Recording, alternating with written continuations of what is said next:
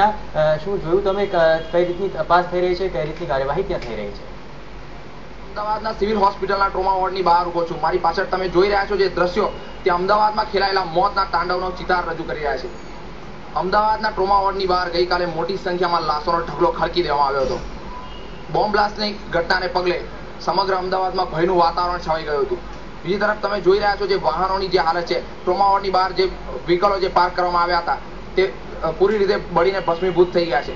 વાહનોની આ હાલત જોઈને તમે બોમ્બ બ્લાસ્ટની ઘટનાનો તમે અંદાજો લગાવી શકો છો, તેની ગંભીરતાનો તમે પૂરી રીતે અંદાજો લગાવી શકો છો. હાલ આ સમગ્ર ઘટનાને પગલે અમદાવાદના ટ્રોમા વોર્ડને પૂરી રીતે કોર્ડન કરી દેવામાં આવ્યો છે.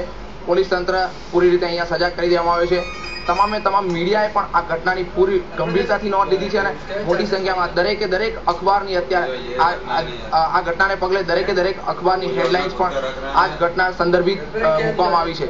ત્યારે આ મીડિયાએ પણ જે રીતે આ ઘટનાની નોંધ લીધી છે તે જોતા તમે આ ઘટનાની ગંભીરતાનો અંદાજો લગાવી શકો છો.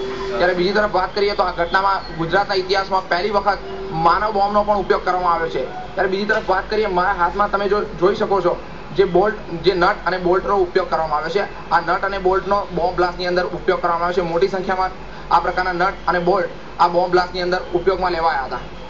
જે રીતે આ ઘટના બની છે તમામે જેના કારણે સમગ્ર અમદાવાદની અંદર હાલ ભયનું વાતાવરણ છવાઈ ગયું છે. ત્યારે બીજી તરફ રાજ્ય સરકાર દ્વારા અવારનવાર રાજ્યની સુરક્ષાને લઈને વાતો કરવામાં આવી રહી છે. ત્યારે આ ઘટનાને કારણે રાજ્યની સુરક્ષાને લઈને રાજ્ય સરકાર દ્વારા કરવામાં આવતી તમામે તમામ વાતો અહીં પોકળ સાબિત થઈ રહી છે.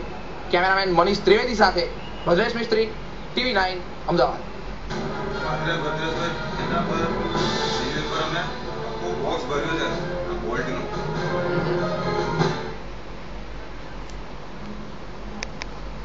તો હાલમાં જે રીતે સમાચાર મળી રહ્યા છે કે ગાંધીનગરના સેક્ટર 27